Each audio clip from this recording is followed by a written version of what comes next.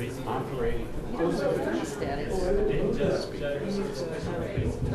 we actually asked, but nothing seems to be working.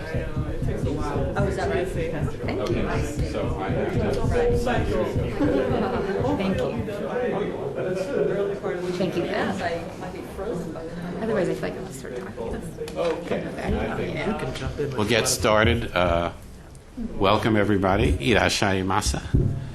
My name is Mark Moore. I'm Program Associate in the Asia Program of the Wilson Center, and today we are going to investigate and analyze the population problem in Japan.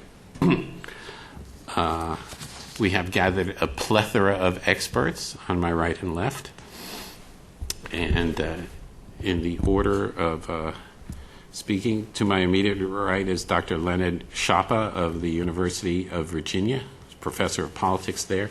He's the author of 3 books, the most recent being Race for the Exits, The Unraveling of Japan's System of Social Protection, which focuses on Japan's slow and uneven response to 2 exit trends: the decision of many firms to relocate a growing share of their production work overseas, and the decision of many young women to exit from the difficulties of combining work with family, either by leaving the workforce or by opting out of marriage and motherhood.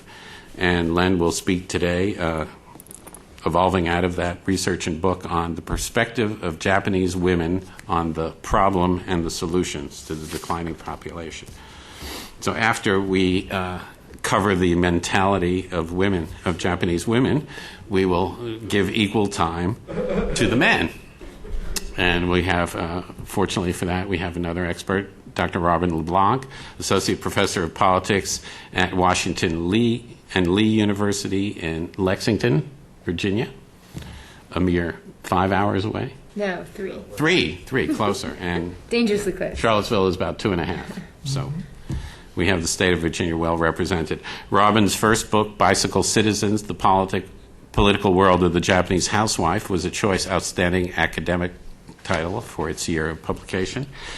But she switched over, and she recently completed the manuscript for her second book, The Art of the Gut: Manhood, Power, and Ethics in Japanese Politics, which now qualifies her as an expert of all things concerning Japanese men. And Len speaking about women and Robin about men was purely based on their research. I didn't plan it that way. Okay. Moving on, to my immediate left is Keiko Yamanaka, lecturer in the Department of Ethics Studies. She's multi-departmental Yes. in the Department of Ethnic Studies and International and Area Studies at the University of California, Berkeley.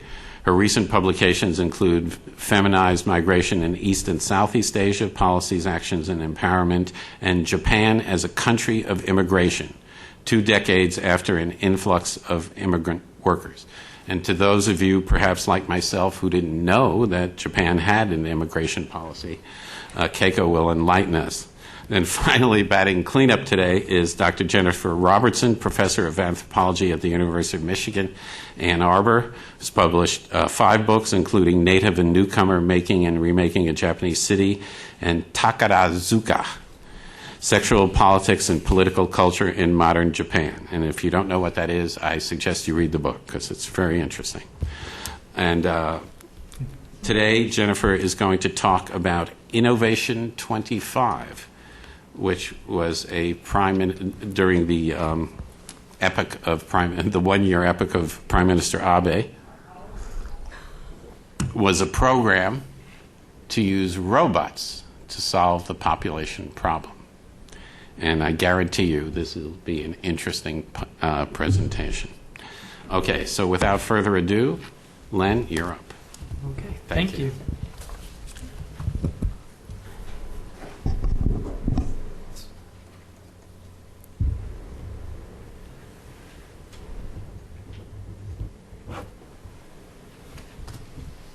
Okay, so I thought I'd start by problematizing the title about a problem, and make sure I put that into quotes, because this is certainly a contested issue. Certainly the consensus, generally male elite view in Japan is that this is clearly a problem. And I'll show you a couple of slides with some demographic data that will help you understand why it's seen this way by many people. This first chart is, you'll see many places in Japan because it kind of captures the feeling of impending doom that many people feel. It shows in the dark line the fact that the working age population is already shrinking and is projected to shrink by 30 million people by 2055. This is the government's official projections they issued in 2006. Meanwhile, because of the aging of the baby boomers, the number of elderly over 65 will go up by 10 million people. So 30 million fewer working age people, 10 million more elderly. This is, in a nutshell, what many Japanese have been obsessed over for the last at least 10 years. Obviously, this means that, especially given the fact that they count among these working age people 15-year-olds, not many of them are really going to be working, 64-year-olds, not many of them. They're including here mothers of young children. So if they continue with current patterns, not many of them are going to be working. So overall, Japan is looking at a future in which there will be probably more than one retiree per actual worker. And that's a pretty heavy burden to bear. They're already talking about tax rates, when you include social insurance contributions with taxes, going above 50% if they're going to finance all the social insurance programs for the elderly, health and pensions. They're also talking about all the time burdens on these smaller number of young people asked to look after these large number of older people, some of them bedridden. So, okay, let's define the problem a little more. This, what are the reasons for this? Where do the potential solutions lie? Here you can see the numbers that most people focus on when they look at this, hear about this population problem. You can't do much about those growing number of old people. Those darn elderly keep living longer and longer, and there's not a whole lot you can do about that. Of course, there is the option of immigration. We'll hear more about that later. But the consensus elite view is that immigration is not the way to solve Japan's population problems. Instead, where they look is we need more native-born Japanese babies. Because if we can boost the fertility rate, maybe in some dream world, back to what it was in 1970, then they could have a lot more Japanese in the future. This chart shows the age-specific fertility rates for different ages of women. So you can see that back in the 1970s, the pink line, the typical 24 or 25-year-old had a quarter child. Okay. Today, even at the peak childbearing years of around 30, the typical woman has only 1/10 of a child. Okay. And so what? So much easier to take care of. That's right. Now, some people thought that what was happening was merely the putting off of childbearing, that women and couples still wanted to have the ideal number of 2, but that they were putting it off into their 30s, and that's why the fertility rate was going down. But if you look at the numbers there, you see that there's only been a small increase in births to older women. That doesn't come anywhere near close to compensating for the dramatic decline in the number of births to younger women. So this is where people identified the problem, in quotes, in this dramatic decline in fertility rates. Now, some of you may be thinking, well, the fertility rates are falling everywhere, and that's certainly true. But they haven't fallen as far in some other countries than they have in Japan. The dark line, again, is the same figure you saw for the current 2004 Japanese fertility rates compared to the numbers for France. Okay, here's a similarly wealthy Northern European country that has had a decline in fertility, but has bounced back. And they now have a fertility rate at the year 2004 of 1.91, and at every age, French women are having a lot more children.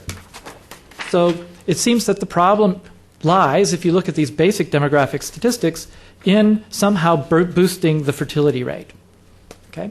Next, I'm going to turn to the question of how this problem has been interpreted in terms of what Japan should do. And I'll talk about it a little bit chronologically. And I'm going to first just give you the basic chronology of when this became an issue and when people really became alarmed, that kind of basic chronology. And then I'm going to shift to the promised focus on what do women think about this in Japan. I think, at least initially, the awareness of this came to women roughly the same time it did to the general Japanese population. The fertility rate, you can see, was falling steadily in the 1970s, somewhat in the 1980s, but no one was particularly worried about the declining fertility rate at that time. They thought Japan was just going through its demographic adjustment, seen in many other countries, as couples postponed their childbearing. And you can see as late as 1986, the projection for that year, that the Japanese government expected the fertility rate to bounce right back up to 2.0. And there's no problem for a society in terms of a dearth of babies if fertility rates decline temporarily. That happens all the time, going up and down. But Japanese and in general, many countries have become concerned only when the fertility rate declines steadily and stays low for a long period of time.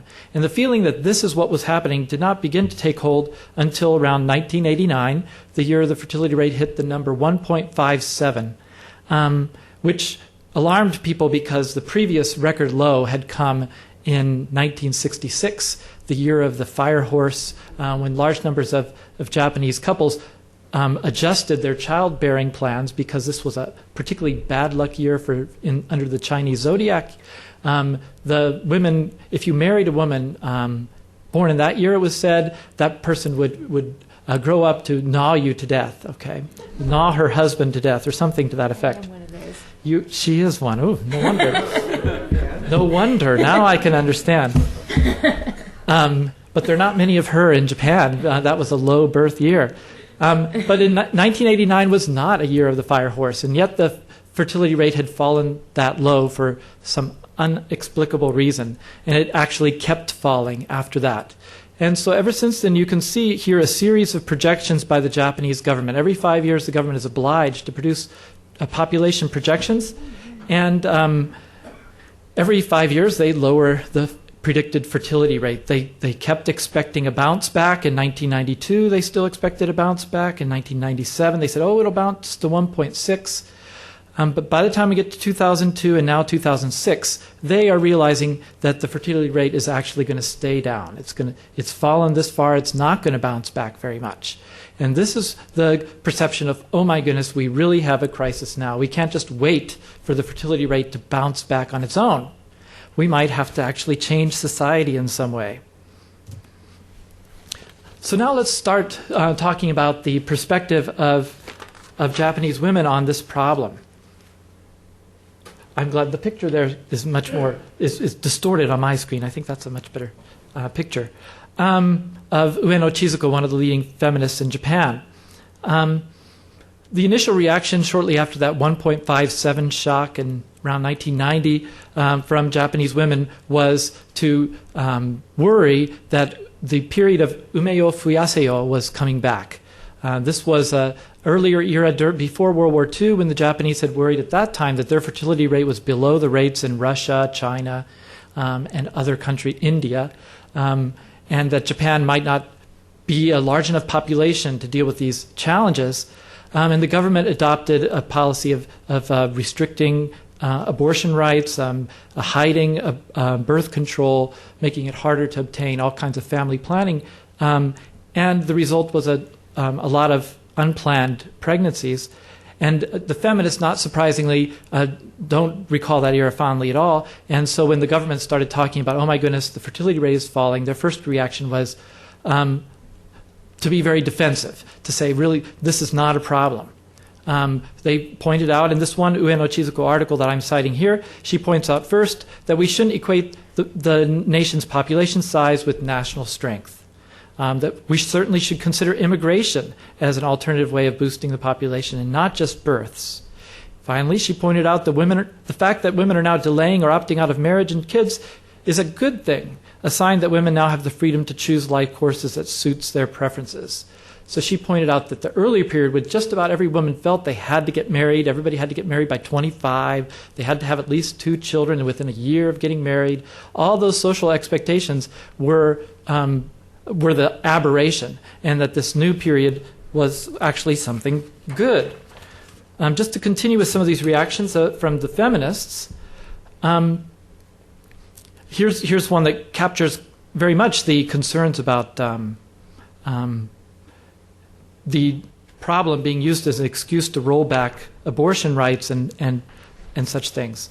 So Yuriko Ashino of the Japan Family Planning Federation says, population control deserves praise rather than criticism. You won't find today's women having babies for the sake of the country or because someone told them to.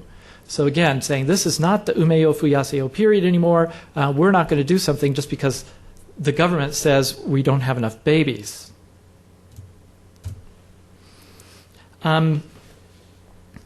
This defensiveness, I think, extended beyond the kind of professional feminists, that the professors and such who work at Japanese universities and speak for the Japanese women's movement. I found it being expressed also among kind of rank-and-file female bureaucrats at the Ministry of Health and Welfare when I interviewed these folks. These were the officials that had been involved initially in forming the government's response to declining fertility.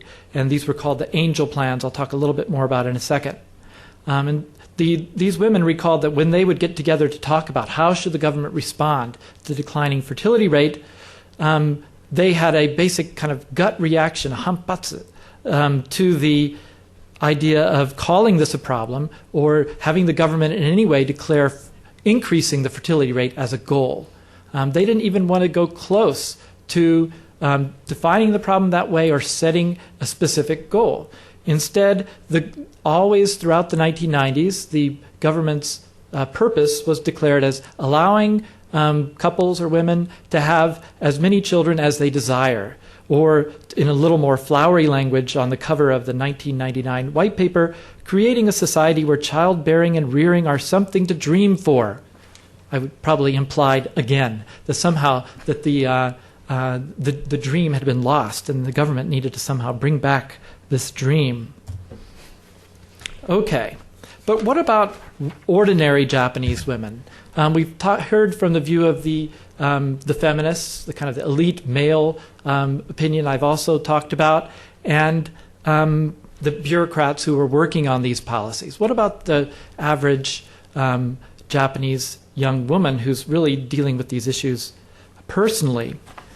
If any of you have read my book, Race for the Exits, you know that I employ the framework pioneered by Albert Hirschman called the Exit Voice Framework.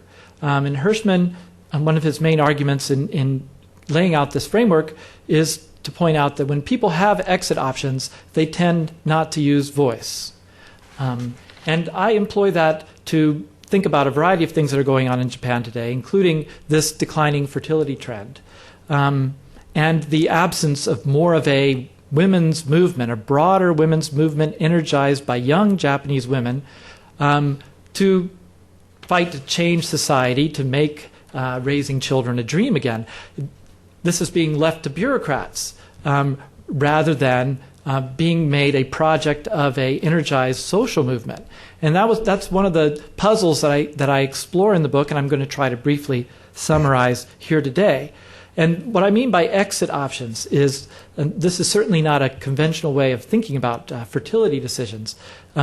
Certainly, I want to start by making clear that I'm not saying that all Japanese women or all women everywhere desire both work and having children. Some want just one of those things.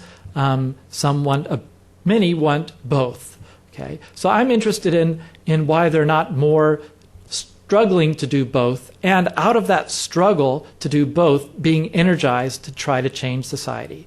My observation about what happens when women's movements really take off in other countries is that it takes off at a time when women who already had children, think of American young housewives in the 1960s, or Swedish women who had children going back into the workforce in the 1960s. These were often women with children who decided they desperately wanted to go back into work and do something more than just raise the children. And it was their efforts to try to make that possible and easier that energized the women's movements in those periods in some of these other countries. But Japan is confronting these issues at a time when women have fairly complete control of their fertility, and they've used it to delay having children for a long time. And therefore, when they're dealing with these issues, they have actual exit options in the sense that if they are somebody who really ideally would like to do work and have children, but their top priority is having children, they have an exit option. They can go out of work and raise those children. If they would ideally like to do both, but really they value work more, if they had to choose, work is the thing that they prefer, they can pursue a career and have many of their work goals if they are willing to put aside having children. It's not like they're stuck with already having children. So that's what I mean by an exit option, and hopefully I can explain it more if necessary. So here's some basic figures on what unmarried Japanese women in their late 20s and early 30s are doing. Typical woman is postponing marriage up to this point. And the middle group is the one where I think you will see the energy for a women's movement coming from, and you can see it's the smallest one. And it's not smallest because that's the preferences of Japanese women. If you ask women who are unmarried and single what they want to do in their ideal life later on, just 9% describe their ideal as one in which they don't have children. Either they never get married or they become a double income, no kids, dink couple. Just 9% describe that as their ideal, but if you look at what's actually happening among current generation, about 25% are ending up in this group. The government projects that among the women who are just now entering their early 20s, 36% are going to end up childless. That's the government's projections. And so that's what I mean by exit. A group of women who wanted to be in that middle group are deciding not to have kids and ending up in that bottom group. There's some exit trend into the other top group as well. For lack of time, I'm just going to move on. But I think you get the basic idea. So how did the government respond to these different reactions? Well, I guess I should emphasize something about what I drew out of the last chart. Let me go back if I can. Okay. Because of these exit trends, what I think is not happening is that what we've seen among the ordinary Japanese women is mostly a silent revolution. Okay? These women are frustrated with what's going on. They're not getting to do what they ideally would like to do, but their main reactions have been to individually make their personal second best adjustments to what they would have liked to do, to exit in one of these directions. And just as Hirschman predicts, if you've got exit options, you're much less likely to exercise your voice to really try to change society. So that's why I'm not too surprised when you look at the government's response to the clearly a problem of declining fertility. What you find is very minimal policy change so far. This was certainly the case in 1994 when the government announced the Angel Plan. The main contents of the Angel Plan was to extend the hours of public child care services and to increase the number of spaces in child care centers, especially for young children, by a fairly small number. The end result of all the expansion in child care spaces was to take the percentage of 2- and 3-year-olds in childcare from around 15% to around 18%. Okay? So they spent a lot of money creating these spots in childcare. Now, I shouldn't say a lot, a fair amount of money creating these additional spots in childcare centers, but they didn't really change society with this. This was a reaction to the voices they were hearing. The feminists were saying, we just need to make it possible for women to have the number of children they desire. And the women who had children and said they weren't having a second one, when you asked them why they weren't, some of them said, because I've had such trouble finding childcare. And so the government hoped that by addressing that need, they would suddenly have a lot more kids. It hasn't gone far enough yet. Then there was a new Angel Plan in 1999. And here you can begin to see the articulation by the bureaucrats of an argument that I think has potential. Okay? And this came out just ahead of the New Angel Plan and the government's reports when they said, only when women were confident that they could work after having kids through support from the state, employers, and husbands would they actually have more children. This was the observation of some very smart women who'd thought deeply about this issue in the Ministry of Health and Welfare, and it's guided, I think, the government's official policy pronouncements ever since. But this is still not a social revolution of the people. This is bureaucrats trying to logically deduce what the government should do. And with this kind of major social change, the bureaucrats have not been able to do much. And here's a few more things they've done. They've expanded child care services a little more.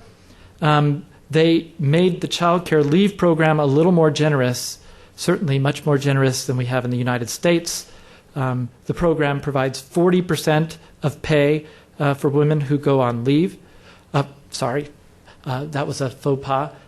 For parents who go on leave, it's a gender-neutral plan, but the 40% number virtually guarantees that virtually all these people who go on this leave will be women.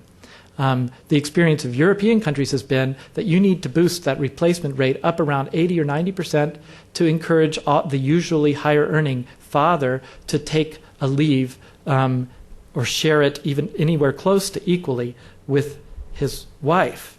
The Japanese weren't willing to fund that, not without a lot more pressure from below, which they were not getting. This is the last slide. I didn't know if you've given me the 5-minute warning yet. Okay. One of the plans that came out under Koizumi in the early 2000s was very provocatively called the +1 plan. And I asked a bureaucrat why they gave this name to the plan, which sounds like, oh, they wanted everyone to have one more child. And he said, no, that's not the reason.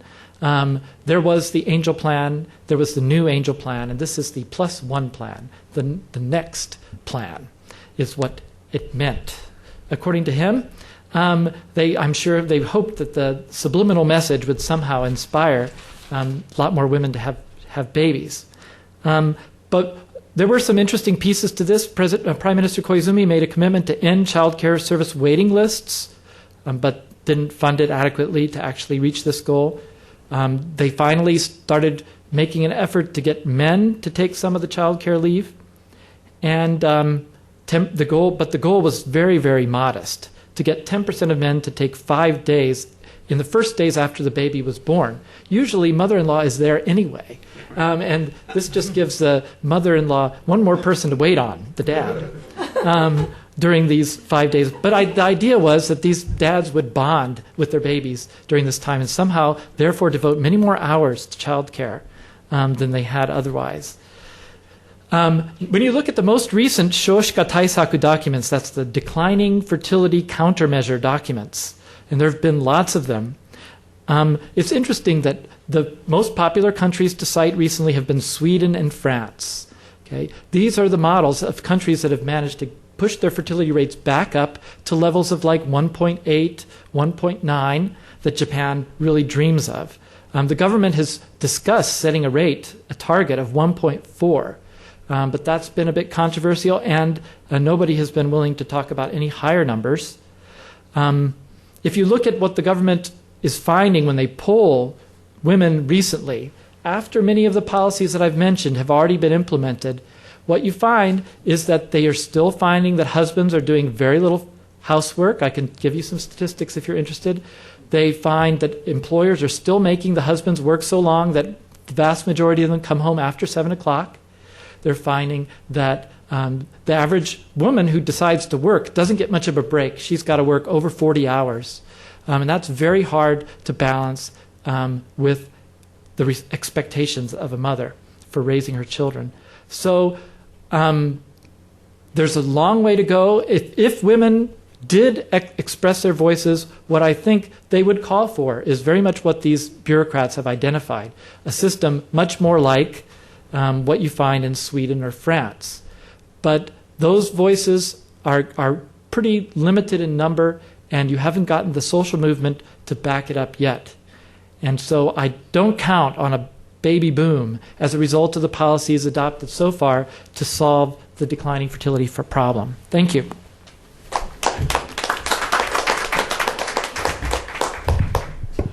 Okay, now let's see the problem from the anxious male point of view. All that pressure. How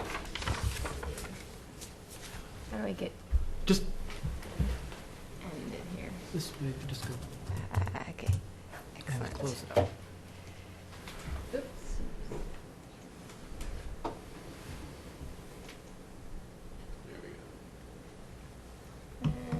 Go up to the slideshow.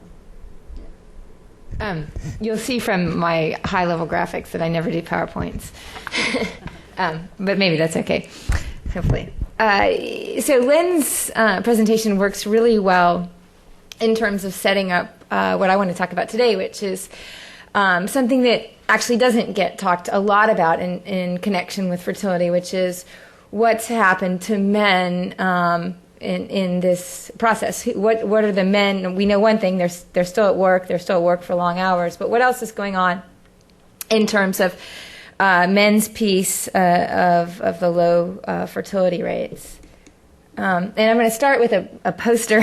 This, you can actually download this as a research resource from the Japan Democratic's website. This is, if you don't know, Ozawa Ichiro, the leader of the Democratic Party of Japan, probably one of the most famous politicians in Japan. So he's the leader of the opposition that just took over the upper house last summer.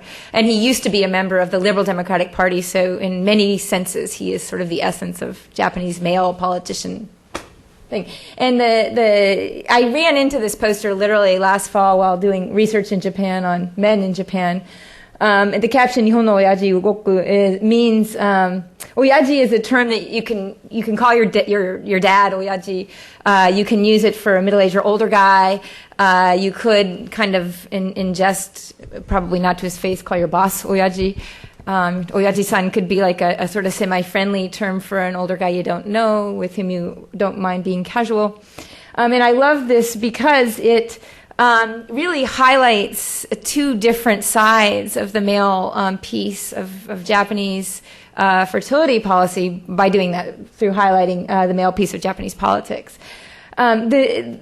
One possible reading, perhaps the reading intended, of this poster is that this guy, Ozawa Ichiro, this famous face, is the oyaji, that familiar, regular old guy that you know from down the street sort of guy, even though he's been a powerful politician his entire life.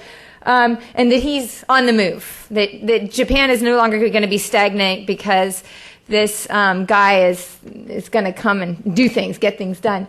But since there's no plural or singular to this, it could also be a reference, and maybe that is also partly implied here, about oyaji generally, these sort of, sturdy, little bit crusty, older guys, middle-aged older guys in Japan who have, until fairly recently, been seen as kind of the backbone of Japan, the corporate warriors of Japan. The people who are responsible for the Japanese economic miracle following World War II, and who have also been quite recently blamed as the sort of for economic stagnation, for policy stagnation, for just low growth and what have you, and for not being able to adjust to a new, more global, more competitive environment. And so, at any rate, this seems to suggest Japanese politics really, and Japan's future really rests on the shoulders of these oyaji, and they're going to get out there and they're going to get things done. But what I love about this poster is that in highlighting this potential role for the oyaji, and thereby maybe inadvertently or purposely suggesting that these guys are the heart of Japanese politics and Japan's future, even though, once again, they don't look very future. It also highlights that you got to say that now. In other words, something's happened to the position of oyaji. It's not any longer something that goes without saying. Now we have to say, oyaji, they can move, they can get things done. Or, oyaji, you better get on the move, which is another potential interpretation of this poster. And so what I like about that for what I want to say today is that it suggests that the position of Japanese men as imagined in public discourse is shifted and needs bolstering in some ways. And I think that sense that the position of this typical Japanese guy that was always trying to represent here, the suit-wearing salaryman who goes to work 7-Eleven and sort of pulls Japan forth in his sheer effort, and that position has eroded somehow, and that image needs shaping up. And I think from the perspective maybe of many young Japanese men and even young Japanese women, that might be true. And I think that contributes perhaps to what's going on in the fertility crisis. One of the only pieces of data I have that Len did not put up is the growth in, and I don't even have a nice chart here, but people who are young people who are not marrying. And that number is increasing very rapidly. So that in 2005, the government had 35% of men between 35 and 39 not marrying. Now, the attention is being placed on the women. So in ages 35 to 39%, 18.4% of women aren't married now. And of course, the attention is directed toward women because those are women who are basically coming close to ending their fertile years. So if they're not married, and you should know that childbirth outside of wedlock in Japan is extremely low. So if you're not married by 39, you're probably not going to have a baby. But nonetheless, this number for men is quite high, I think. And it seems to be growing nonstop. So the question is, I think marriage is an interesting thing, right? It's a speculative thing about hope for the future and about who you're going to be and what you're going to do. And of course, part of that story, a very important part of that story, are these women who perhaps, nearly 20% of them, who are saying, I can't find an arrangement with a man that's going to work for me, and are sort of exiting somehow, becoming maybe that pretty big sector at the bottom of Len's list of women who maybe wanted to work and have children but have decided just to work or put off childbearing until it's simply too late. But what's going on with men? And there are a number of different things. I'm just going to mention a few briefly. Excuse my formatting issues here. But one thing is economic uncertainty for younger men. We know that men, there are larger numbers of men in part-time work. We know that there was a doubling, it seems to be shrinking again, but a doubling in the late 1990s of men who were young men who considered themselves frita, or who didn't have a stable, permanent employment at a company. And what we also see is that if you divide unmarried men by the incomes that they make, that this economic instability seems to be linked with not being married. Perhaps not surprising in a world where the breadwinner ideology is so strong that the presumption is that men will support the family. It would be unwise for people who want to be married and have a family to choose a man, or for a man in that position to put himself forth as a partner. There's another study that the Ministry of Health and Welfare did in Japan, that they did a panel study with a group of men and women over 4 years, and who didn't marry as they entered that 35 to 39 age group. And some of them did marry as the panel study went on, but those men, for women, income did not matter so much. It was a little bit of a curve. But for men who were in those lower income brackets, very, very few of them were able to get married during the time of the study, whereas men in higher income brackets did marry. The other thing that's happening is a sense that men's roles in the households or the demands placed on men who are going to marry and have children have grown, even though their roles outside of the household as earners of the family income, as breadwinners, have not changed. And so you have, this is a study of bubble generation men, or that immediate post-war, that big generation, who, in their sort of notion of what they would like to do in the household versus what they actually do in the household. And even though 3/4 of the men in this particular study said, yeah, I'd like to be involved in the household, only 1 in 4 of those 3/4 was actually regularly involved in the work that they thought it would be natural for them to be doing. And so men feel an increased sense. This is an older generation. There's a younger generation study being done now too by Taga Futoshi, that men increasingly feel that they should be more involved in the household, that they should be more involved in childcare, that they should contribute more to cooking and cleaning. But they don't see any change in the economic demands, the breadwinner demands placed on them. And so they feel this sort of squashed between work and their homes. It's just how Taga Futoshi describes it.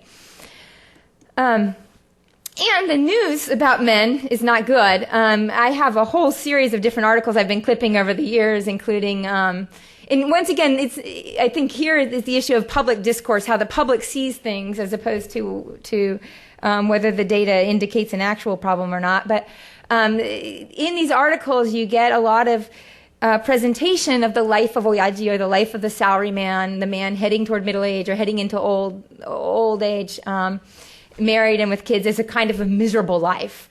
And so, of course, some possible evidence of this, and I am no expert on suicide, but it certainly reported this way to people in the news media, is that suicide rates have climbed drastically since the years of Japan's economic downturn, and they have climbed drastically among those who are sort of in that Oyaji group in the midst of their careers.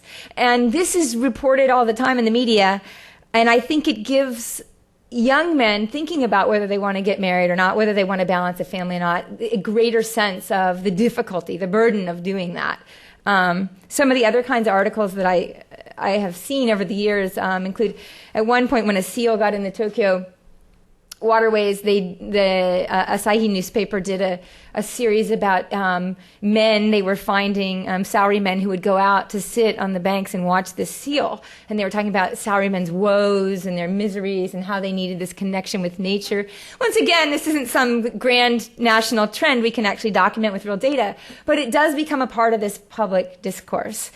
I want to go back. Shoot. So what I want to do is sort of make this concrete for you, and suggest why we need to look more carefully at the case of men and why they might be resisting the marriage-family arrangement for their future. And so I've got 3 cases here. These are all guys I know. 2 of them I've known for a long time because they're close to age and me, obviously. But and then the third was a student of mine this past fall when I was teaching in Japan. And they, I think, really, they're not typical necessarily, but they do reflect some of the kinds of things that the researchers are finding on Japanese men, and I think help to highlight for us how difficult the situation can be for Japanese men today as well. The first was a high school graduate who went immediately to work for a large national company. I mean, a large company, one of Japan's bigger companies. He got married. He was pretty ambitious, so he did all the kinds, he took all the courses, got all the possible licenses he could do to move ahead in his career in that company. But after getting married and having a child, he decided that he didn't want to be transferred a lot. And so the effect of that was that all of those licenses he got and all of those different sorts of things he did in the Yokohama area where he is located to sort of make him a more competent professional couldn't be put to use. If he wouldn't agree to the transfers, he was sort of sidelined in his career. And now he works for what was a small division of the company that's been broken off as a subsidiary. And there he sits. And he finds his job pretty miserable, pretty boring. His wife told me, like I suggested that he try to get another kind of job, but he said, no, there's no way I'm going to do that. You know, I have a home mortgage. I have a son to put through college.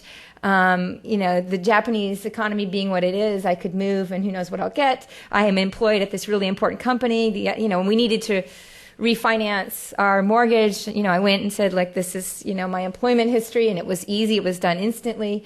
So his notion is that he doesn't really have a choice. The family is utterly dependent upon his income, and it's his responsibility to accept whatever difficulties or burdens he might in his life to provide that income. And that he's lucky that he got into one of these larger companies, that he has a fairly stable job, that he has really good benefits, that he has a nice home, and he's just got to put up with it. The second friend, he's a college graduate, but right as he was graduating from college, his father, who had worked for Mazda for a very long time, died of lung cancer. And he remembers that period very clearly as a period of sort of thinking my dad's life was a waste. I never saw him. He was always transferred to some other prefecture. He worked long hours. I never really knew my dad, and then he died pretty young. And about a year after his dad died, he spent a year in the States as an exchange student. So when he came back to Japan with these sort of two ideas in mind in the early, late 1980s or early 1990s, he decided he didn't want to take the regular salaryman track. He didn't seek a job in one of these bigger companies. He didn't seek permanent employment. He tried to do some work as a freelance writer. He worked in a wide range of part-time jobs. Until eventually he sort of settled in a kind of part-time position that paid well with regular hours for a company that contracts out building management services. Over time, that came to be a regular position. And, it wasn't a high-status position. It wasn't very satisfying work, but he was okay with it.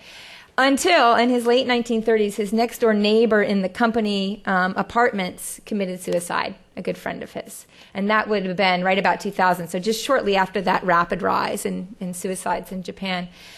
And he didn't know until the ambulance arrived or the police arrived to deal with the situation that his friend had killed himself. And he said at that moment he decided he didn't want to spend the rest of his life alone. So he went through an internet dating service, married a woman in her mid-30s, and a year or two later they had a child. And she confessed to him that she was done working.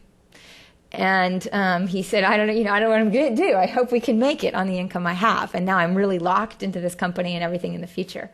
So he understands that as a choice he made between being alone and disconnected and having a family, but being weighed down, much like this older guy, to a job that he doesn't find rewarding.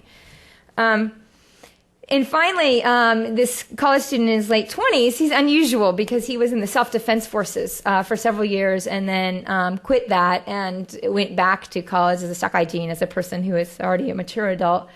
He was a senior when I was teaching him, and he was contemplating what he was going to do next, whether he was going to try to work for a typical Japanese firm, whether he wanted to try to get a high-paying job or try to find, which would require this long-term commitment, or whether he wanted to try to find something else a little bit more flexible. He was also dating a woman. In fact, they were sharing an apartment together, and she wanted to get married. And she confessed to him, my job is boring and miserable, and when I get married, I don't intend to work. I want to stay home and have babies. And he said, this is a drag, and I can remember very clearly the expression on his face as he sat in front of my desk, and he said, look, do you know what the statistics for suicide are in this country for men? Well, what am I going to do? I'm going to ride this train back and forth, and then one day I'm going to jump in front of it. Yeah, I know. That's when you want to call the school counselor. But but that aside, it's good for my research. But I guess what strikes me is the way in which these public discourses about men being miserable, about men being overworked, about men being divorced from their families and lonely, and about men finally taking their own lives, however much they reflect a tiny minority of all men, become part of the popular discourse of men's situation. And I think that's definitely what we're seeing in these three cases. So I guess in conclusion, what I would say is what we have, what I call the Oyaji dilemma, which is that there is this notion of this kind of stable Japanese man that you would come to be, this kind of good paternal figure who sacrificed for his society and was rewarded with a wife and sweet children and the well-being of Japan as a whole. And that image is really eroded a lot. And so what do we do about that? I think that the notion that, and by the way, another sort of, I wanted to mention with the oyaji thing is this, my students in my masculinity class in Japan this fall were doing research where they come back with these terms like oyaji kusai. Like you don't want to wear clothes, oyaji kusai, that smell like oyaji or have this sense of oyaji about them. You don't want to be like kimochi warui oyaji, you know, like some kind of gross oyaji, you know. And so there's this notion that oyaji, there's something wrong with oyaji. You don't want to become oyaji, that you maybe don't want to marry somebody who's going to be oyaji. And yet there isn't really an alternative. Can we put it back, or can Japan put it back? Can Japan take the oyaji that's sacrificed for Japan and make this an important role again? Well, I think then we're back to what Len said. We still have the problematic gender division of labor. And it doesn't seem likely women will agree to that, even if men would decide to. And so they're stuck between this sort of the old social contract in which at least if you did all this, you got married, you had the kids, you took up your, daikoku bashira, your main column of the house role, and you carried out your breadwinner duties, even if you were kind of exhausted and tired at the end of all of it, you had done what you needed to do and you would be respected. And now we have to exhort oyaji to move forth and remind people that oyaji are the heart of Japan and are valuable. And so I think that this issue is something that we've really got to think about, along with the question of how women manage the gender division of labor, and how women's concerns can be addressed in trying to, as Japan thinks about what to do about its fertility problem. Thanks. Well, that was a little gloomy. But thanks, Robin. And now, Dr. Yamanaka, instead of making your presentation, why don't you just talk about your life? Okay. So, about your relatives and how they're dealing with the issue. No. Oh, yeah. Did I say that? Yeah? Okay. Go to the slideshow. To this one? You can just go there. Yeah, that one right there, yeah. And I need to go back. And then just you can do it over here. Okay. So to send, just to push this down. Yeah. Okay, thanks for coming to discussions about the role of immigration in solving the problem of Japan, declining population. So my title is Immigration Policies and Multiculturalism in Japan. I teach in UC Berkeley in Asian Studies. One of my favorite course is Migration and Multiculturalism in Asia. This is comparative throughout Asia, not only Japan, East Asia, but also Southeast Asia. So I am trying to see this in the comparative perspectives within Asia. So this is the beginning, and this one, okay. Yeah, okay. So I'll sit down there. why don't you go to how do I put this on? Yeah, okay. There you go. Okay, all right. So introduction is I am focusing on Japan's unskilled immigrant workers because this is a major issue to complement declining labor force and the kind of jobs that the Japanese people do not want to take. And I will talk about also recent policy proposals. Since about 2004, different ministries and major policy-making organizations like Keidanren are presenting lots of proposals about how Japan would become multicultural society. And as a researcher, I have been interested in civil actions and so-called social transformation toward more open society, meaning ethnic diversity. So I'm interested in multiculturalism. Now, this is how, okay. Oh, that's one. Sarah. This one, okay. So I will start with the comparing population and immigration issues with Singapore and Japan and South Korea, and try to highlight Japan's position in these issues.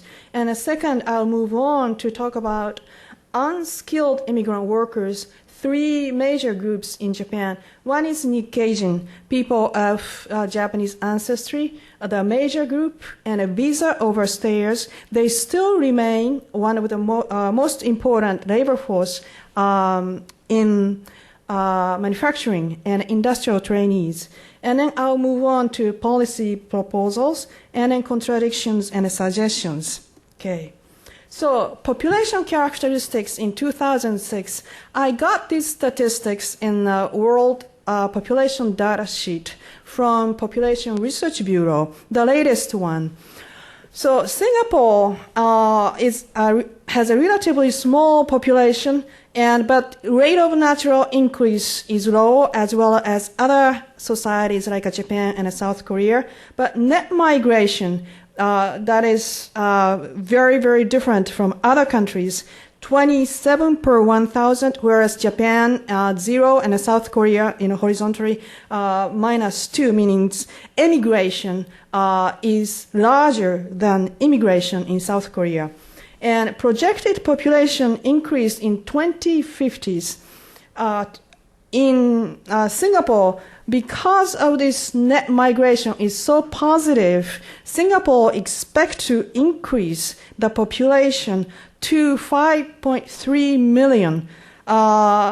And projected population increase during the period from this year, last year to 2050 is about 13%.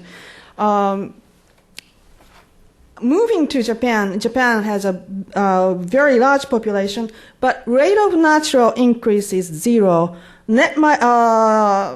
Meanings the population does not increase, and the net migration is 0. So all components of population growth in Japan is 0, 0, 0. Meanings no growth.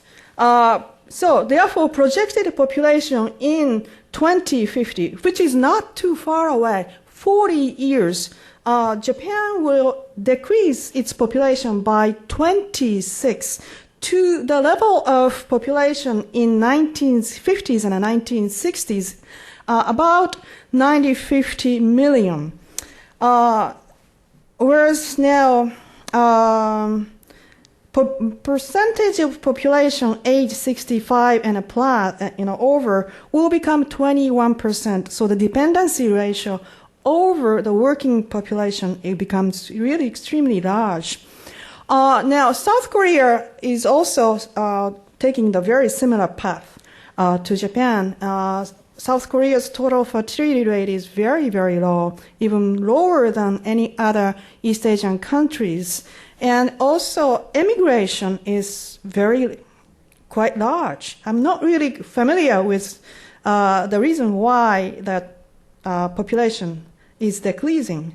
Net migration is minus in South Korea, but something that there's some people who know about this in the audience. So I will move on. So you got the point, right? Very clear. Each country has different ways to solve the population decline in East and Southeast Asia.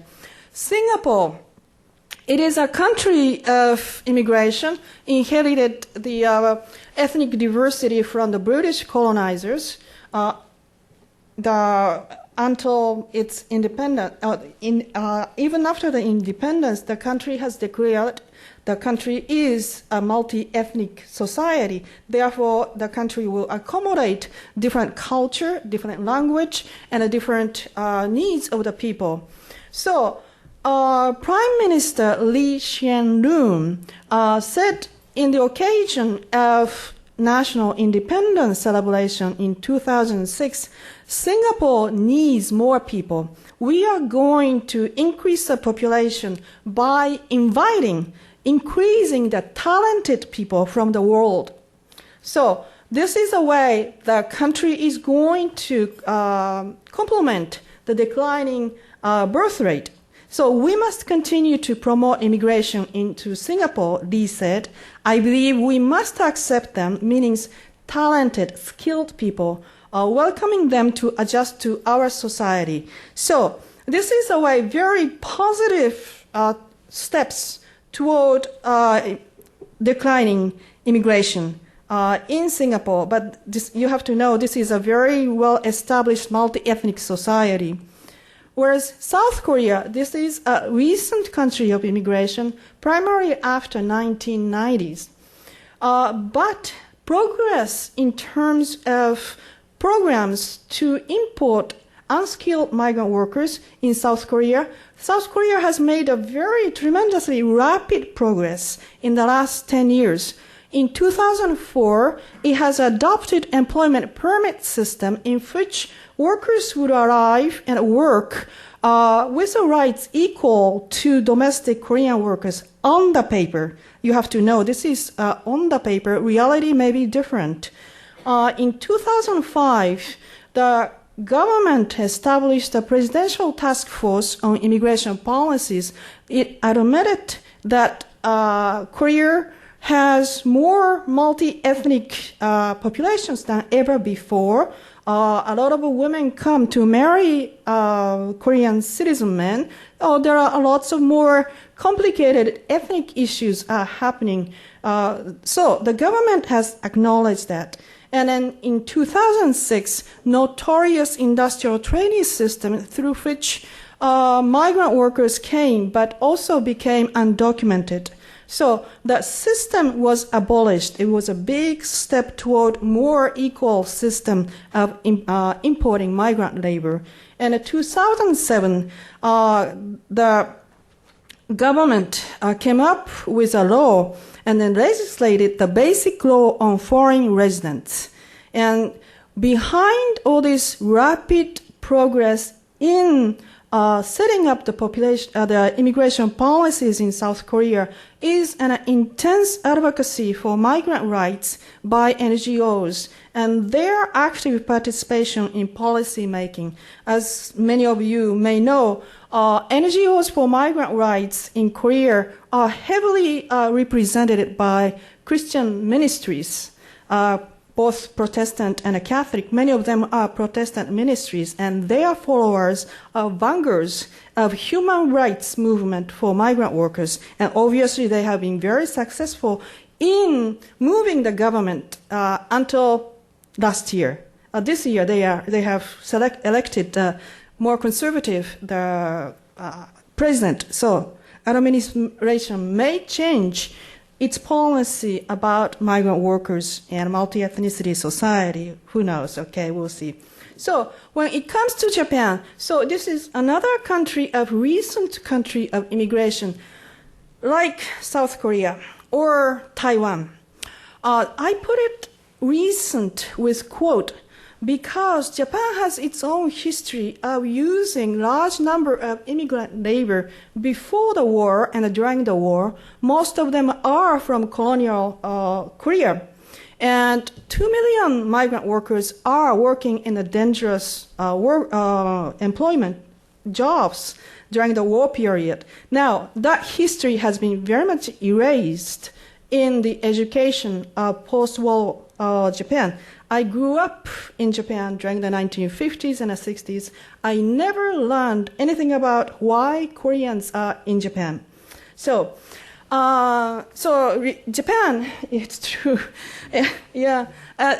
Japan has become a so-called recent country of immigration, but we have to remember Japan has internal others like Koreans, and also now getting the recent external others who will take the jobs that no Japanese want to take.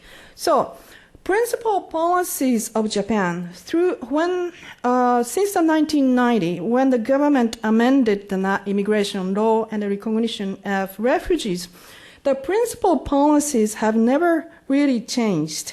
The one, only skilled foreigners can be employed in Japan, and no unskilled foreigners or the workers who do the jobs, repetitive, simple jobs without skills, are not allowed to work. And employers who employ unskilled foreigners would be subject to penalty, criminal charge. And however, Japan has been home to more than 500,000 migrant workers on unskilled level for the last 2 decades. So that means there are many ways that immigrant workers arrive and stay and continue to work. So there are lots of mounting programs right now. And therefore, a recent flurry of proposals for change has been written by the major institutions, including government ministries. And Ministry of Justice is now considering immigration law reforms, fundamental change about controlling the presence, controlling the numbers, and tracking the movement of immigrants or people who live in Japan, how they move around, the kind of information the government would like to keep. So de facto immigrant workers in Japan, just show you who these people are, so-called de facto major groups, Nikkeijin, people of Japanese descent. Most of them are Brazilians, up to the 3rd generation. A small number of Peruvians too, but 4th generations are coming up. This is incredible growth. Now, more than 372,000 have been registered in Japan, including their families, children and elderlies. When I started this research on Nikkeijin in the city called Hamamatsu in the central Japan, Nikkeijin then was much, much smaller in number, say 10,000 and 50,000. But anyway, so in 20 years, the number increased to more than 300,000. This is tremendous growth. So Japan still attracts Brazilians and Peruvians. Most of them are Nikkeijin. But you have to be reminded that Brazilians are highly mixed population. When you see Japanese Brazilians, it doesn't mean that people look like me. There are all kinds of faces. Visa overstayers, this is mostly Japanese, mostly from other neighboring countries in Asia. Industrial trainees, I'll get to these things in little more details. Pre-college students, people who learn Japanese language, are given to work 4 hours a day in order to supplement their income during they are studying in Japan. And entertainers, most of them are women. Number is declining because the Japanese government decided not to import any more entertainers since 2005. So this is quickly declining, which is creating many crises among Filipino families who are used to send their women to Japan as bar hostesses. So Japan's unskilled foreigners since 1998. This is the latest statistics. So Nikkeijin is still, the red mark, still growing, whereas visa overstayers are gradually going down. But still, the number goes, close to 200,000. So this is a still substantial population among unskilled foreign workers. And pre-college students, they have been always targeted to control their numbers and going up and down. And entertainers going down. Important is industrial trainees. It's going up little by little. Number is small, but still it's going up to complement the decline of number of visa overstayers. Okay, so how do they? Oh, one more 5 minutes, and so quick, and I'm sorry. So I have talked about these three groups employed in manufacturing industry. These are the main groups of unskilled foreign workers because Japan's manufacturing industries at the lower level heavily depends on them. So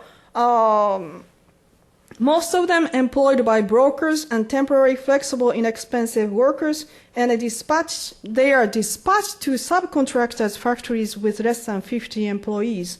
And they do take jobs that work that Japanese people do not want to take. So it's a 3D work within the 3D jobs. And since time is so limited, I cannot get into very details, but these people are paid by wages and almost no fringe benefits, living in substandard housing, lack of social citizenship, including health, welfare, education, meaning systematic exclusion based on nationality and immigration status. Now, I don't have time to get into this, but education barriers for children of Brazilians is becoming a serious social issue in the town where lots of Brazilians have settled down, because children just essentially cannot keep up with the education in Japanese in public schools. So child labor has become common, not really showing any statistics, but people know.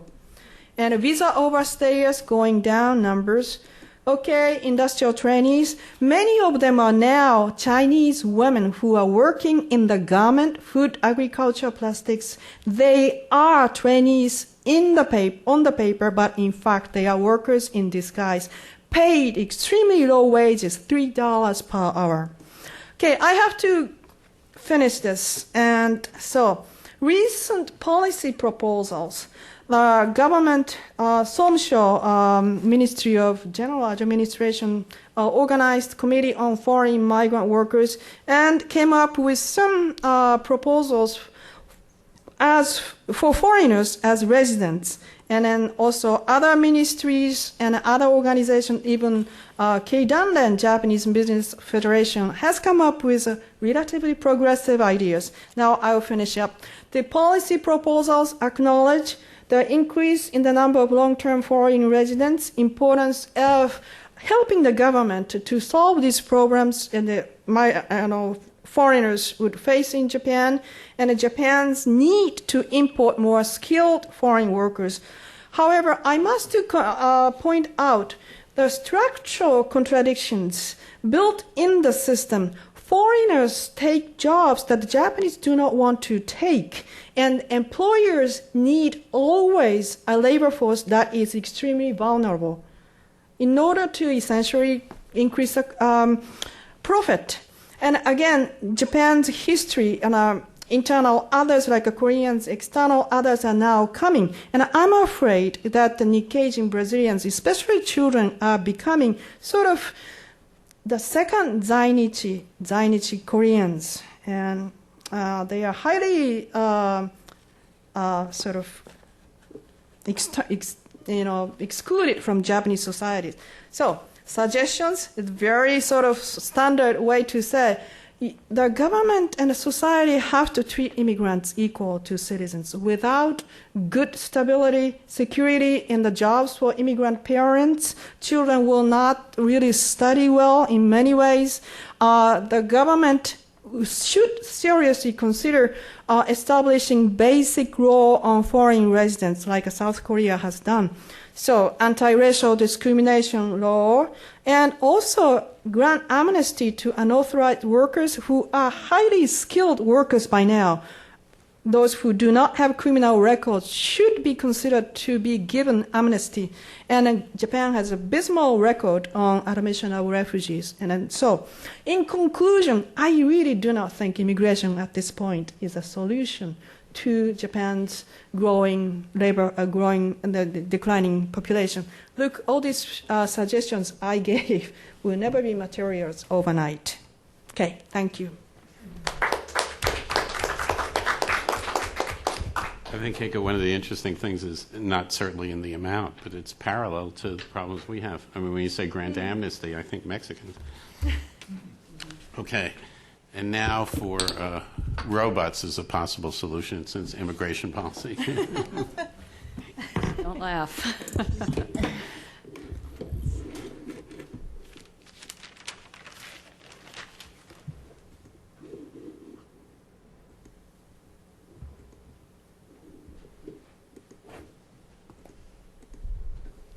Okay. Well, what I have to say really jibes very well with what my colleagues have just informed you about. And I'll just jump right in by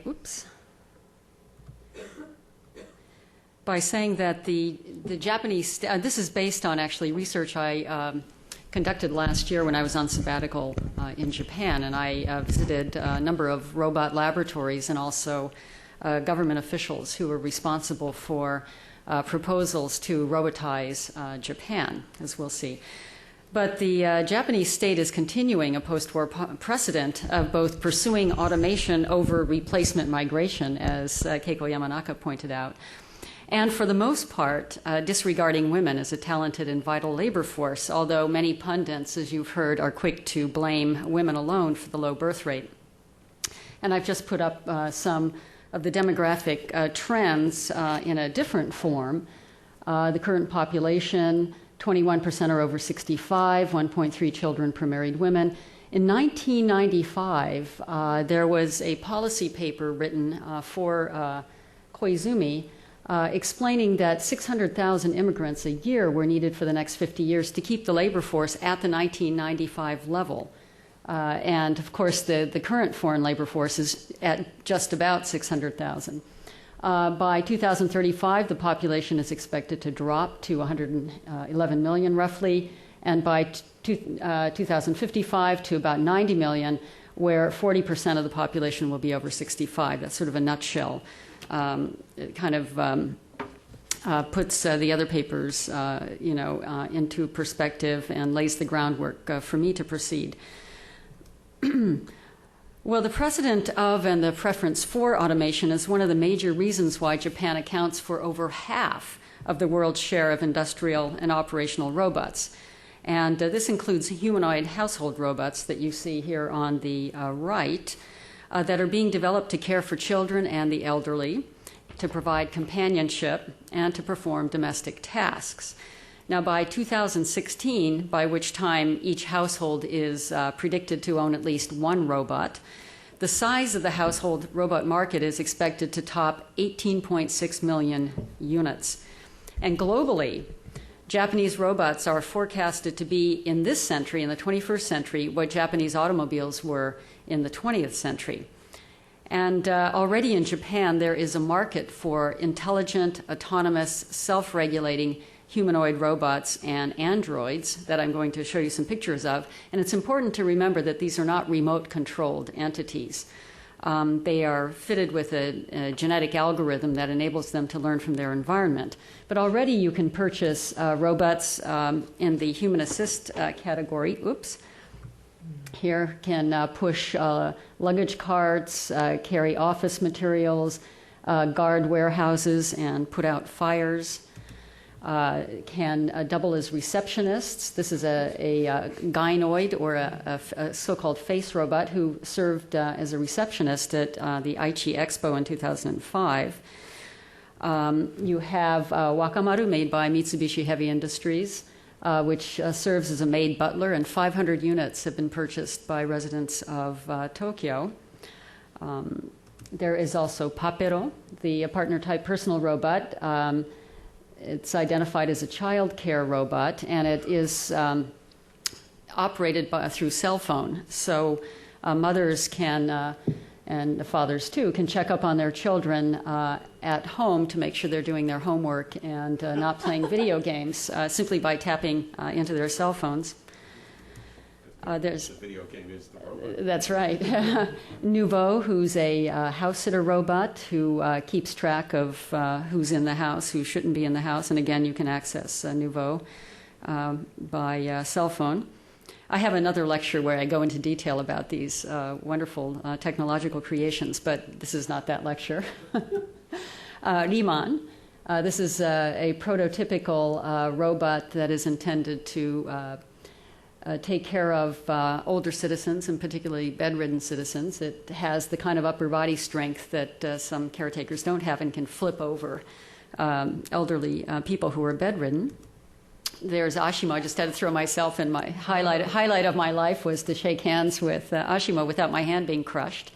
It's phenomenal technology, really. This is in the Honda laboratory in Wako outside of Tokyo. And I think I missed one. I guess not. Okay, you get to see these again. They're really marvelous creations. Of the 62 types of household robots now commercially available, entertainment robots are the most popular, followed by surveillance robots, educational, research, nursing, and cleaning robots. And of course, some robots combine multiple functions, like Papero, for example, one robot with several of these functions. What's important to mention, and this is really very interesting, whereas in the United States, most robotics experiments and developments are taking place under the auspices of the Department of Defense and DARPA, in Japan, the public is the proving ground. Entertainments are created by private companies and huge industrial companies like Mitsubishi, also automobile companies, for purposes of education, entertainment, of course, house-sitting surveillance. So the public is a giant laboratory where human-machine interface is being studied. I have no doubt, of course, that a lot of that data is being funneled into the new Ministry of Defense, and many roboticists have acknowledged that implicitly.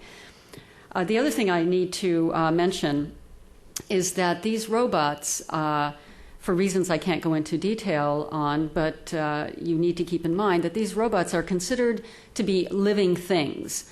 Living in the sense that, in one sense of inochi, the Japanese word for life, which is that they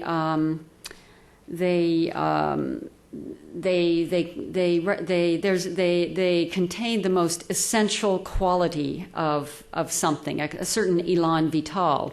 And of course, in the Shinto pantheon that many of you are familiar with, animate and inanimate things alike have this élan vital that can be this dynamic force that can be tapped and appealed to. And certainly robots are no different. So it's important to keep in mind that robots are considered to be, to a certain extent, living things, not living in the sense of humans, but living things nonetheless. Now, over the course of my interviews with roboticists early last year, and on the basis of the ballooning literature on humanoid household robots, it became very clear to me that humanoid robots are regarded as preferable to foreign laborers, and especially to foreign caretakers, for the reason that, unlike minority and migrant workers, robots have no cultural differences. And in the case of East Asians, they have no unresolved historical or wartime memories to contend with. And, you know, it seems funny, but these robotics firms have done survey research, and when the elderly are interviewed in Japan, they say they would, if they can't be taken care of by their own sons and daughters, they would prefer to be taken care of by household robots. And this is very interesting. Now, household or partner robots are fitted with, as I mentioned, this algorithmic software which enables them to learn from their immediate environment, so they can quickly memorize the names and routines of family members or office staff. And they have no vexatious historical memories. So robots not only alleviate the stress of dealing with foreign workers and foreigners in Japan, but they also help perpetuate the myth of Japan as a homogeneous nation. And as I mentioned, the public opinion polls confirm what I have read in the literature and extracted from interviews I've done. It's also the case that the declining birth rate and the rapidly aging population are being addressed to a significant degree in Japan as problems calling for technological solutions. Now, the premium placed on technology and technological solutions to domestic problems is clearly evident in Innovation 25, which is the LDP, or the Liberal Democratic Party's visionary blueprint for revitalizing Japanese society, and especially for revitalizing the household by 2025, which is a mere 17 years from now. It was first introduced by the former Prime Minister Abe, And it promotes a robot-dependent society and lifestyle that is safe, anzen, comfort-inducing, anshin, and convenient, benri. This robotopian proposal was released in English and Japanese to the public online at the Prime Minister's website in February 2007, and it appeared with little fanfare, but it attracted the attention of critical bloggers, and I'll be reading to you from at least one blogger a little bit later. Now, Innovation 25, which was drawn up by a cabinet-level committee assembled by Abe, is organized around 5 key rubrics: a society that enables a healthy lifestyle, a safe and comfortable society, a society that can deliver manifold lifestyles, a society that contributes to solving global issues, and a society open to the world. And we'll see how there are some contradictions in Innovation 25 that belie this appeal to global and internationally engaged society. Subtitled Making the Future Toward the Challenge of Limitless Possibilities, Innovation 25 emphasizes the roles that technology and robotics play in securing the stability of the Japanese economy and Japanese social institutions. Robotics has generated hundreds of spin-off industries, from nanotechnologies and artificial skin to special kinds of plastics and various kinds of components. It really is the industry that is going to save Japan, if we believe the number of book titles that proclaim that.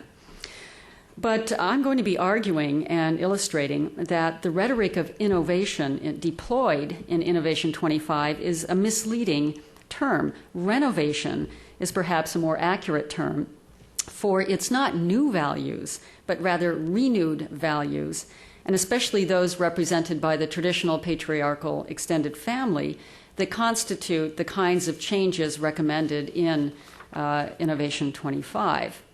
Now, a traditional extended family, and I use this picture from a 1942, a wartime propaganda magazine, a traditional extended family consists of at least grandparents, the husband's parents, parents, and children. And this kind of family was idealized in the wartime period under the slogan, "Reproduce for the sake of the nation," that Glenn had mentioned. Ironically, it's only with the greatly increased life expectancy since 1945, which now averages about 80 years for both sexes, that the ideal of the extended traditional family could become a reality, even though it hasn't. Nearly 75% and climbing of all Japanese households are nuclear today.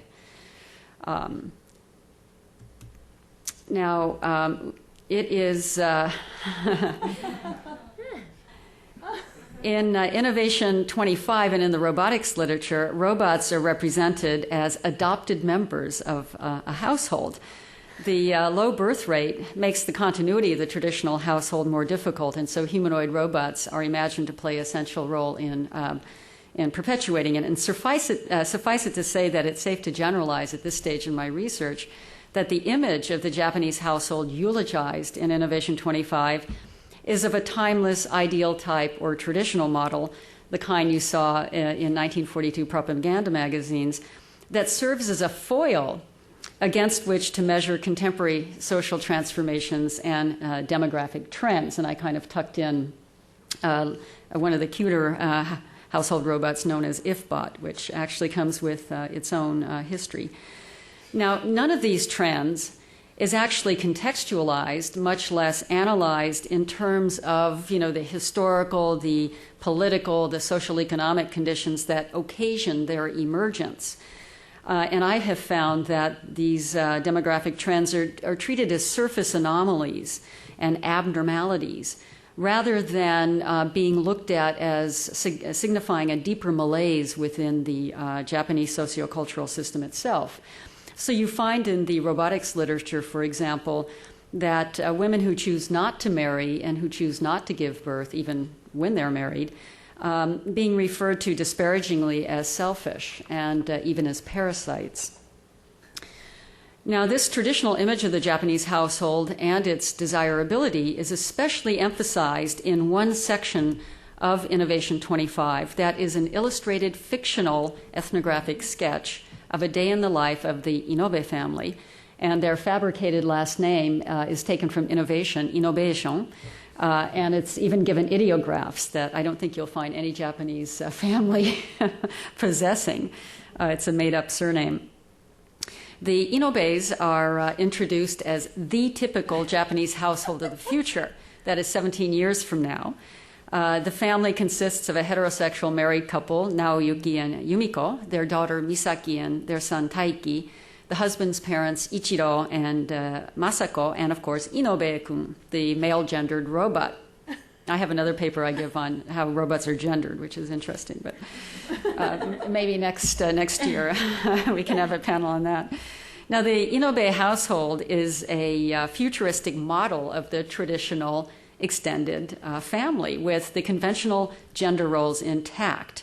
And of course, this robot, as we'll see, plays a very important role in maintaining the household. You see, of course, Yumiko here in her apron in the kitchen area, and her husband having coffee or tea. And we'll see more of these, the continuation of conventional gender roles. Now, the fictional ethnography records each member's daily life routine, beginning at 6:30 when the elderly couple arises and ending at 11 o'clock when the LED lights in the house dim and turn off automatically.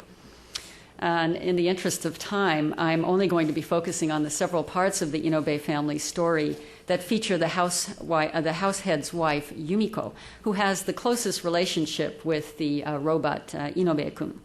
And this isn't surprising, as household robots are imagined in Innovation 25 to serve as surrogate housewives. That is, as devices through which a human housewife can distribute her personal agency.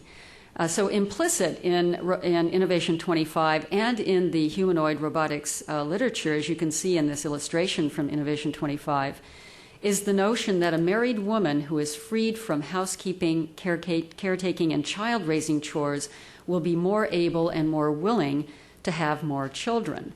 That she will become the birthing machine, the umukikai, eulogized by the former health and welfare minister in one of his more notorious remarks in January 2007, set off a real firestorm in Japan. And it's interesting that the Inobe family, of course, has full-grown children, and so there are no babies. And when babies are represented in Innovation 25, they're usually in the arms of a robot, the kind of robotic angel plan, I guess you could say. Now, I'm going to read from the fictive ethnographic Inobe family, fictive ethnography of the Inobe family that appears in Innovation 25. Quote, at 7 o'clock, Yumiko, Naoki, and Taiki arise, and the elderly couple has already gotten up.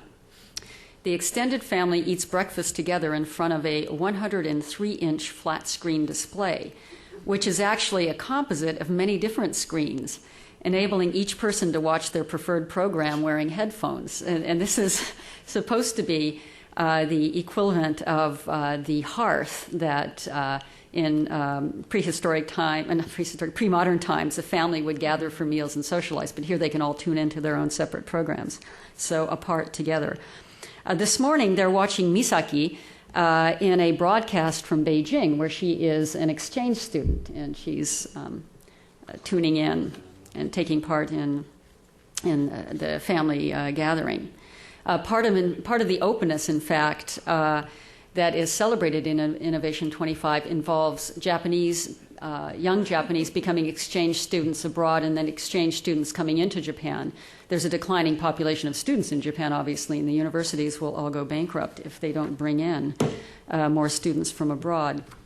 To continue the quote, at 5 o'clock, Yumiko finishes teleworking in her home office, and she's able to do this because in 2025, the editing company she works for has moved to flex time, and because of the increased security possible on the internet now, she's able to send sensitive documents from her home computer to the office.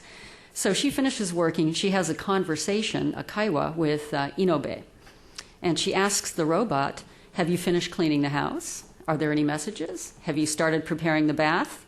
Inobe answers. I'm not going to affect a robot voice here, but they tend to be very sort of cute and prepubertal. Nothing like mine, a couple of octaves higher. The whole house is clean except for Mama's. Except for Mama's office. Grandpa will be home around 6 o'clock, and there was a message from Grandma saying that she would be home at 5, so she should be here any minute now. I'm thinking of preparing the bath at 6 o'clock. Papa said he'd be home at 7. Now, I'm ending there, but note the use of kin terms. The family membership of the robot is underscored by the use of kin terms. The robot, of course, in this picture looks nothing like the mascot I showed you earlier. It is a bipedal robot, looks a lot like Ashimo, and it performs human-like services. It even holds a broom, imagined as holding a broom like a human being, as opposed to the Roomba that you find many Americans owning.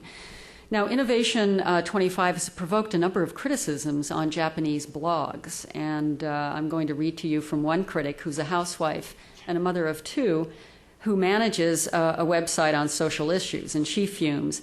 There's absolutely no reality to the image of everyday life in Innovation 25. It reads like 20-year-old science fiction.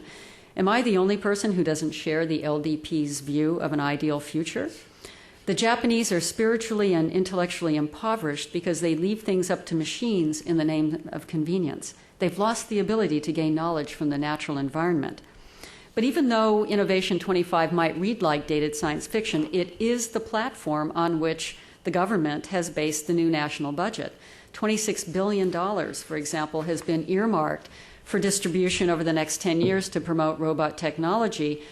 As I said, this is widely imagined to be the industry that will rescue Japan, and the goal is to, within 8 years, develop intelligent robots that can rely on their own decision-making skills in the home and the workplace.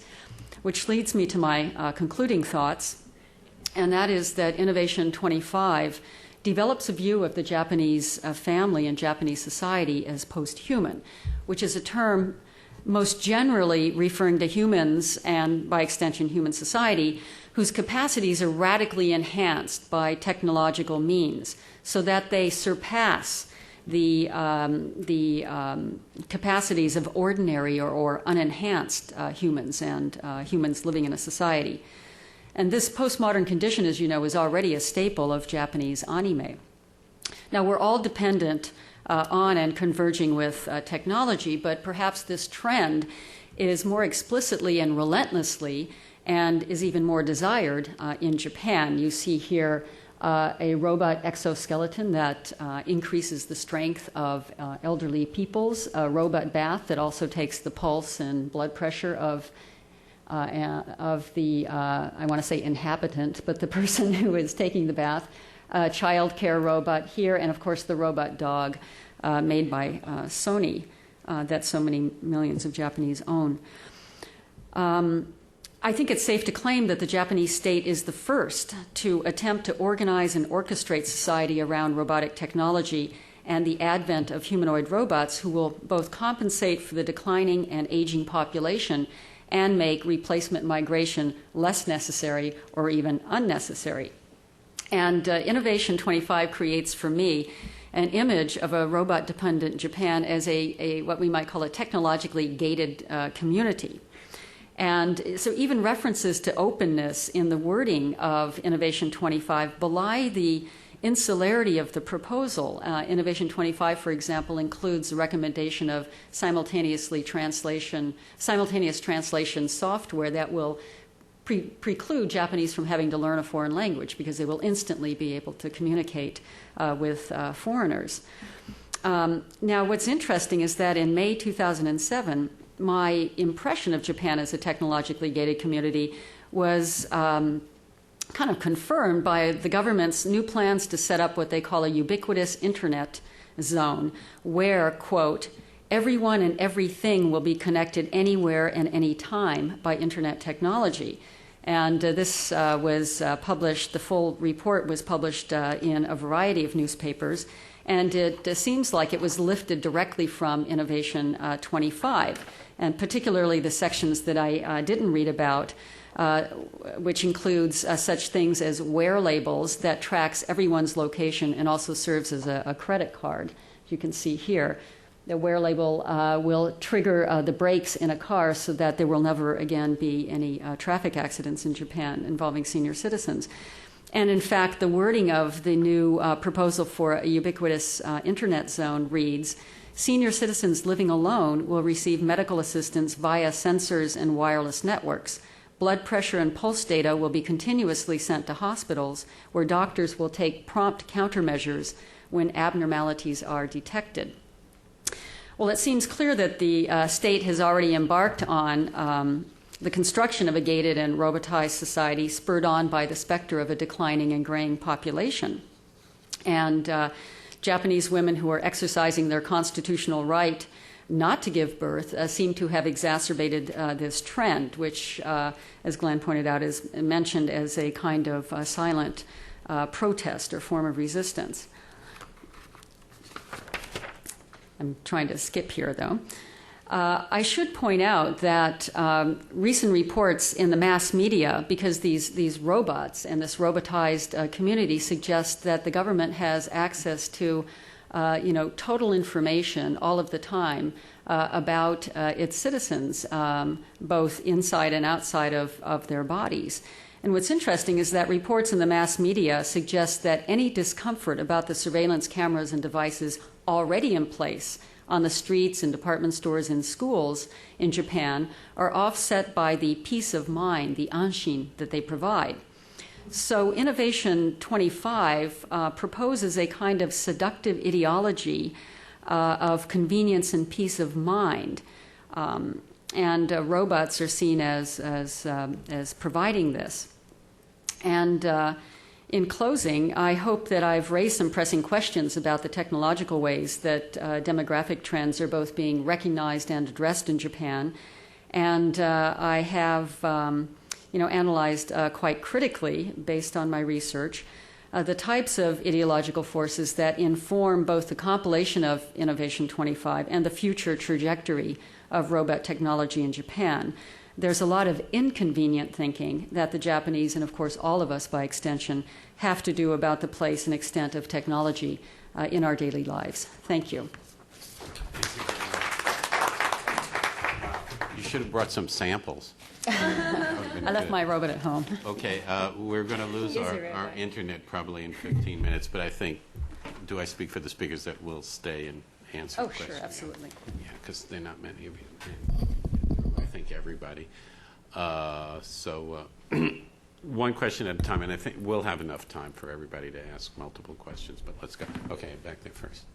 Wait for the microphone, and if you would introduce yourself, because people are listening on their computers. I'm Helen Raffel, Resources for the Future, an environmental NGO, and I just am reminded that Karl Čapek in, I guess, the 1920s, yes, East Europe, wrote a play called R.U.R., in which the robots started replacing humans. And I'm thinking that since you're talking about industrial robots, why can't they make new robot babies and so forth? And who needs humans? And besides, with global warming, the increase, isn't it true? That's one question. Who needs humans? And the second question is, won't we have less and less land area as the oceans rise, especially in Japan and Southeast Asia and so forth? And increasing human population is not a good idea, especially since the little islands all over the place are going to have their humans flock to whatever land area is left. Mm-hmm. Shall I answer the robot question? Yeah. Karl Čapek, of course, came up with the term robot, which is from the Czech robota, which means slave labor, basically. And his play was also performed in Tokyo in 1924 under the title Jinzo Ningen, or Artificial Human. And of course, the play features robots who attack their maker. And then, when things break and fall apart, they have no way of repairing themselves. And ends on an Adam and Eve sort of note. I won't go into details, but that kind of image of robots as attacking their maker is really absent in Japanese popular culture. And robots are viewed as friendly, as intelligent, potentially, emotional beings, much as their anime counterparts have been represented. Okay, and the second. On the who needs more humans, no one would ask that question more than myself. I'm a little claustrophobic in Shinjuku Station at rush hour in the heart of Tokyo. I'm like, who needs more humans, especially in Japan? And so I think, in a certain sense, the question really only makes sense from the perspective of the modern nation state, that the anxiety in Japan is connected to the notion of Japan continuing as an important nation in the world that's really Japanese. And really Japanese, I think that goes back to Keiko's presentation, but does not mean people who have come to live in and love Japan and raise their children there, but people who have Japanese blood. And so I think it's a really good question, and yet I can also understand why policymakers and Japanese people in general would wonder, well, sure, it'd be great if we backed off the notion of this nation state acting independently in a competitive world, but how do we do that? And I think that's where the dilemma comes from. Mm-hmm. Just one point that occurs to me about something that the robots probably can't do, and that is pay taxes. They might provide some of that care, but I haven't figured out if they're going to somehow earn an income that could be taxed and pay for all these social insurance I think programs. nobody would mind. They're going to make robots to sell to us. Nobody would mind if the population decreased a little bit, so that you wouldn't have to be pushed into a subway. It's the continuing decline. I mean, as I think I said in my email announcements, the projection is if the fertility rate stays the same, that the population is going to be reduced by a half by the end of this century, and then who cares? It creates all sorts of problems. Mm-hmm. Okay, but we need to go on. Gentleman in the back. Judge and Professor Mellon, have French government or Japanese government or any individual examine the reason that French women have more children than the Japanese women? Well, the EU and a number of other international organizations have commissioned lots of studies to try to figure out what policies are associated with higher fertility rates. Now, I said associated with because nobody really knows exactly what causes people to have more children. And in terms of correlations, they've found that when there are higher rates of women working, when they are paid more equally, and a number of other circumstances of that kind, are associated with higher rates of fertility. And the French government is an example of one that offers very generous social benefits to families that have children, and that have lots of support in terms of education, preschool, and so forth that can support working women. Dr. Paul. My name is Samya Altaf. I'm the Pakistan scholar at the Woodrow Wilson Center. Thank you very much to the panelists. It's absolutely fascinating. And I feel that I'm in a time machine and have gone, 500 years forward, because in the past, my work for the past 25 years has been in health and population programs in developing countries, South Asia, Pakistan, India, Indonesia. And during the earlier part of this, when the program started, I really went through a feeling of cognitive dissonance, because I've been dealing with a population problem, and the definition of that problem is 180 degrees from what the definition is being used here. The population problem in Pakistan and India and Bangladesh is that the fertility rates are very high, population growth rates are very high, and the population is growing at a rate which is unsustainable for the host country. So once I am able to set that aside, I have a question for each of the panelists, but I'll just ask one, because that's what the chair has, and I've tried to be a little clever and mold all those together into the one question. My question is that, the answer to what causes people to have more children is really, if you look at Pakistan, for couples, children are an economic necessity. Given the high infant mortality rates and given the status of women and the lack of education for women, children are the only assets that family have. So clearly, once they don't have that need, they don't have children. And also at the same time, I was thinking, and this is a question for Robin, that to me it seems also very interesting that in the Japanese society, this larger public policy of having more population and it needs to be supported by individual decisions. And the individual decisions are also not being made at the family level. It seems like these are decisions that are made at the individual level, the man versus the woman. And if it doesn't work for the advantage of the man, the woman says, well, I'm going to stay at home and have children, and that's it. So to me, it seems in a sense a dehumanizing kind of a situation where there's no negotiation amongst the family or the couple. So I would really like for you to respond to that. For Leonard, I was thinking that if you look at a country like Canada, which also has very nice public policies for women or for families who want to have larger families. There are huge incentives for working women to continue to work and yet to have larger families. So I would like your comment on that.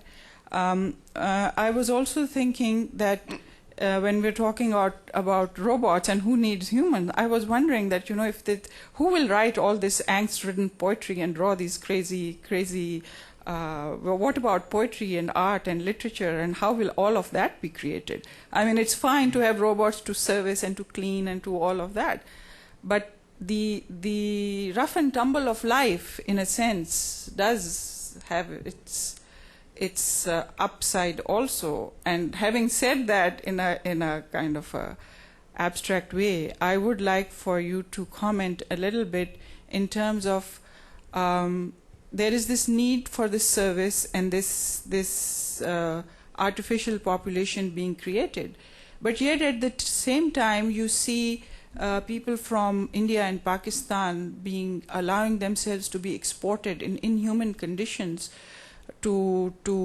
go to Europe and to countries where they want to enter and work as unskilled or skilled laborers. So as a larger human world community, it seems like a paradoxical situation to me. It doesn't make sense. So I would like very much for Keiko to respond to that. So please forgive me. You're lucky you're a Pakistan scholar here. Okay, Robin.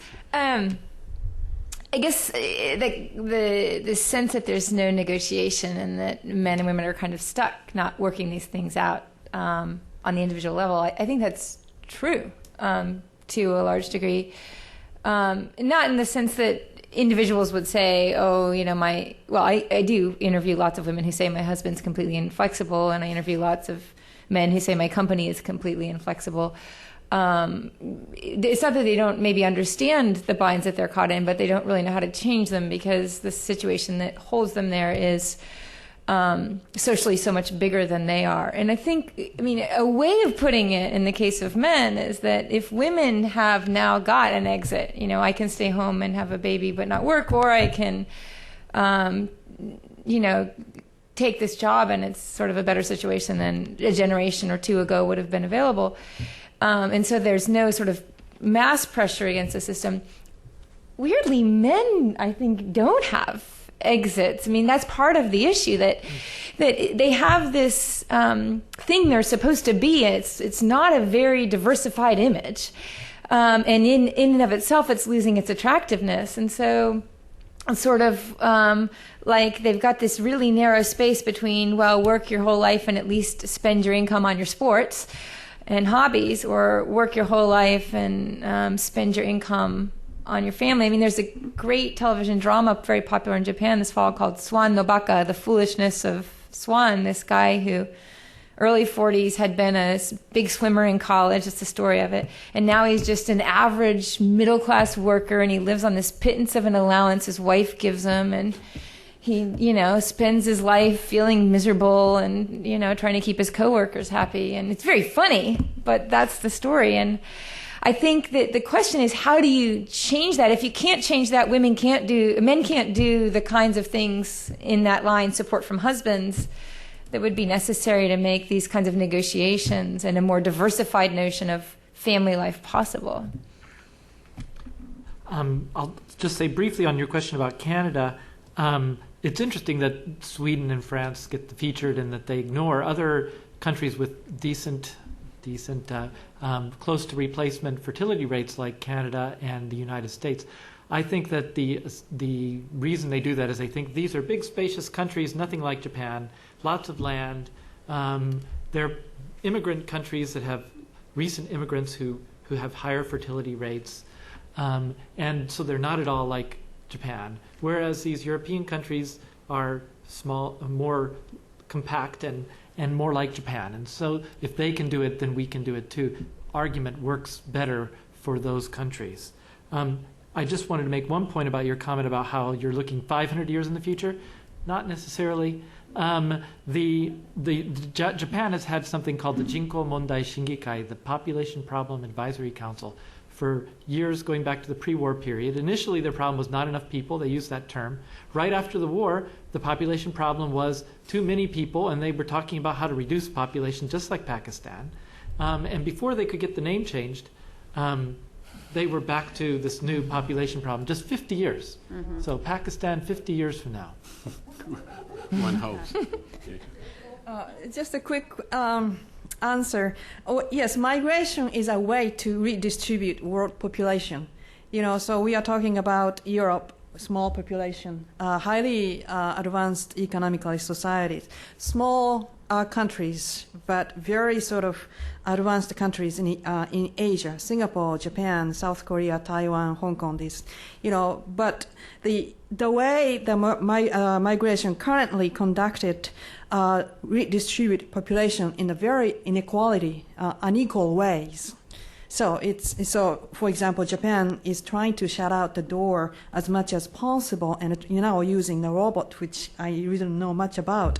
But now Japan tries to get only the people who are historical or related or blood ties in many ways, trying to limit itself, still insulating itself from the world. While Japan imported ideas and philosophies and all that kind of things, but to still try to maintain Japanese culture and the Japanese people. I think it's very sort of nationalistic and antiquated ideas, but still that's main ideas, and people accept that, endorse that. So it's shrinking in many ways, very inward-looking. That's interesting because some roboticists say that actually a smaller population is desirable because if we have humanoid and industrial robots augmenting the capacities of humans, we don't really need that large of a population, and we can maintain, the so-called purity of the Japanese blood. I've written a lot on the Japanese eugenics movement and the whole notion of pure-bloodedness.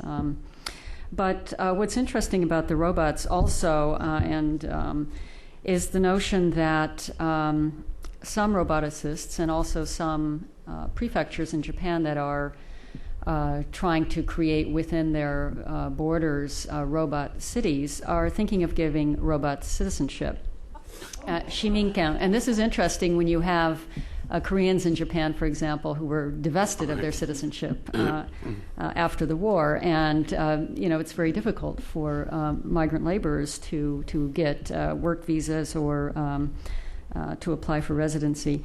I asked some roboticists also about whether or not robots would replace human beings doing robotic-like work, such as the escalator girls, who stand at the foot of an escalator and just simply bow at a 45-degree angle. And I said, no. We need the real humans to welcome people, and to generate a sense of kind of friendliness, and service. But the robots are really designed to enhance women's conventional gender roles, basically, to engage in childcare and elder care responsibilities, to take care of the household. So it's kind of like a mechanical body double. And it's really important to remember that these are technological creations that are conceived along the lines of embodied intelligence. I mean, many robots today in Japan can achieve the level of intelligence of a 5-year-old. And this is going to increase as the technology gets more sophisticated. Okay. Yeah. And then. Hi, I'm Arthur Alexander, teaching at Georgetown in economics. I want to bring a little economic focus. One of the issues that seems to be cross-cutting across some of the things that both Robin and Len said is the norm of lifetime employment, and how difficult it's been to move out of that, even though it's crumbling around the edges. I just saw a survey mentioned just this past week that more people who are in the system think that this is desirable, they would want to be part of it than ever. Even though it seems to me that because we have very, very low labor mobility, very little ability to move out of a job and into another job after you've already joined the company, even though it happens, the norm, it's not the norm. And you take all the risks that you mentioned about leaving a job and will you be able to find one? You won't be able to get one at the pay, and it'll be uncertain.